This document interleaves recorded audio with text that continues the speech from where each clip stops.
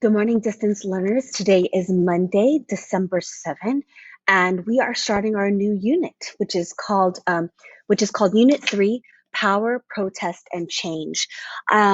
First off, there is a reader such as this, and I will be passing it out to all the students today. But because you are at home, you will need to access the PDF copy of the reader, and I will show you how to do that. It's on slide number 6, but for now, just follow along.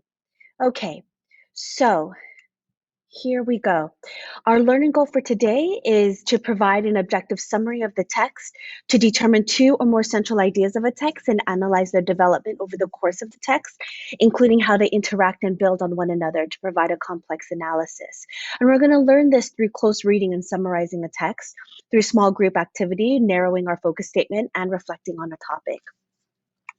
So our unit is called Power, Protest, and Change. And this really is it starts at the Civil War, so around 1861, and we're actually moving all the way to present day. But our focus is on this idea of power, protest, and change. Our seminal text for this unit will be Frederick Douglass, What to the Slave is the 4th of July, as well as Abraham Lincoln's second inaugural address. So those are rooted in the 1800s. Frederick Douglass I want to say it's before the Civil War. Let me look at this real fast. Before the Civil War, yes, 1852. And then, of course, Abraham Lincoln is right at the end, towards the end of the Civil War. So we're really, our focus texts are really focusing on that crucial part in the United States history, which is the Civil War, and the fight for African American slaves to be free.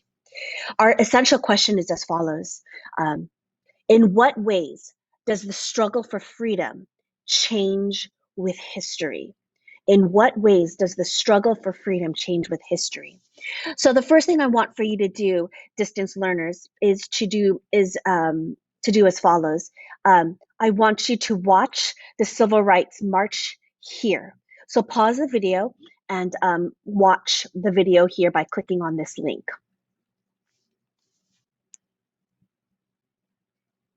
Okay, so you finished watching the movie, the short film clip. It was about 4.5 minutes long. And now I want you to think about this quick write. So take out your writer's notebooks, and here's the prompt. Perhaps more than any other country, the United States was founded on dreams people had of shaping the society in which they lived. What were some of those dreams? So write your response in your writer's notebooks, and you're not going to be able to share with the class, but you should be able to just have it written down so that you can use it when you come back to class. So what were some of those dreams? Again, remember, think about this. You just watched about the civil rights marches, the road to Selma, and Dr. Martin Luther King Jr. and all the other civil rights activists. Thinking about and think about what you learned in Mr. Sayer's American history class about the Civil War and the right for freedom. So think about this. The United States was founded on dreams people had of shaping the society in which they live. What were some of those dreams? So write your response. Pause this video and write your response. Okay, so hopefully you'll be able to share your response when you get back and you become face-to-face. So let's look at number 3. Let's explore our unit goals. What I want for you to do is click on this link right here and complete the survey. So when you click on the link, it'll take you to our Unit 3 goals. And so I'm just going to read it. Throughout this unit, you will deepen your perspective on power, protest, and change by reading, writing, speaking, presenting, and listening. These goals will help you succeed on the unit performance-based assessment. So rate how well you meet these goals right now, and you will visit your rankings when you reflect on your growth during this unit at the very end.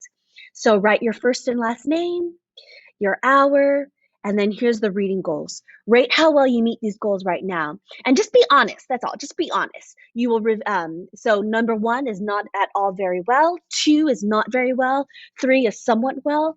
4 is very well. And 5 is extremely well. And so complete this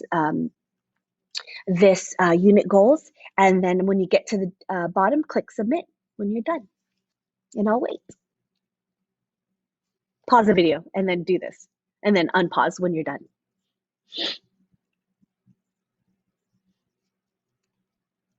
Okay, so you are done. And let's now move to the reading for today. The reading is entitled The Zigzag Road to Rights. And what I want for you to do is to pause this video and read this text. Okay, so this introduction gives you a brief history about the road to rights in the United States history. And that leads us to our actual text, the reading of the text. So before we actually read, what I want you to do is think about how the information that Gallegos shares, how she is sharing that information. Mark the text, and it might be hard for you. If you have a printer, print it out. If you don't, that's okay. But whichever tool that you're using to read digitally, I want you to mark the text where it can help you answer this question. How does the writer, meaning the writer is Carmen Gallegos, how does the writer help readers understand the main point of the essay? What markers does she give? What rhetorical moves does she give to help us readers say, okay, this is the main point. This is what I'm trying to argue. Remember this. So mark that as you read. So let's read. In order to read, click on this link right here, and it'll take you to the PDF copy. So you see mine right here.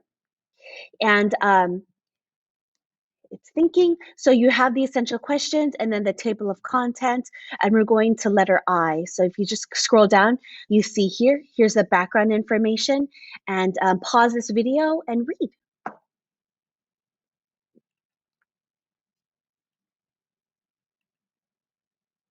Okay, so you finished reading, and let's do our think, pair, share. So after reading, I want you to write in your writer's notebooks, open your writer's notebooks, and I want you to write a summary of the zigzag road to rights.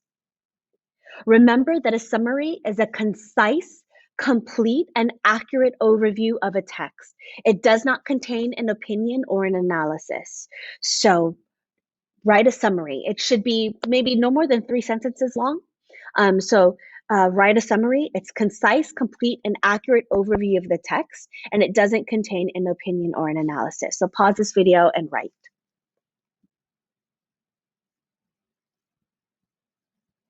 Okay, so you wrote your summary, and now we're going to be focusing on drafting a focus statement. Our focus statement is as follows. The struggle for freedom is blank, blank, and blank. So in your writer's notebooks, I want you to choose 3 words or phrases to complete this statement. Don't worry about writing in a sticky note because you're at home.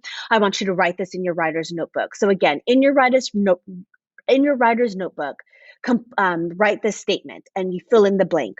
The struggle for freedom is blank, blank, and blank. Don't worry about step number 2. Don't worry about step number 3. And don't worry about step number 4 or step number 5. Okay, so you have written your statement. The struggle for freedom is blank, blank, and blank. So to close for today, here's what I want for you to do. At the very bottom of your writer's notebook, wherever underneath where you wrote the struggle for freedom is blank, blank, and blank. Here's what I want you to write. I want you to write your initial response to our performance-based assessment prompt. In other words, the performance-based assessment prompt is the prompt for the final assignment. It's this question. What motivates people to struggle for change? What motivates people to struggle for change? So in your writer's notebook, write that down.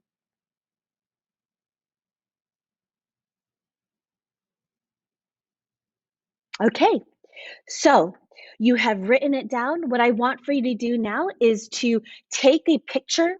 So take a picture of your writer's notebook. I want to see in the picture, I want to see your exit ticket. I want to see your focus statement. I want to see what else? The last one is your uh, your quick write. So there are three things I want to see when you take a picture of your writer's notebook. I want you to show me your quick write. What were some of those dreams? I want you to have a oh sorry also the summary of your the zigzag road to rights, your focus statement, and then finally your exit ticket. And on Google Drive, not on Google Drive, on Google Classroom, uh, there will be an assignment for you to upload the photo. So once you're done with this, head to Google Classroom. There is an assignment waiting for you, and I want you to upload your work for today there. And that's it for today.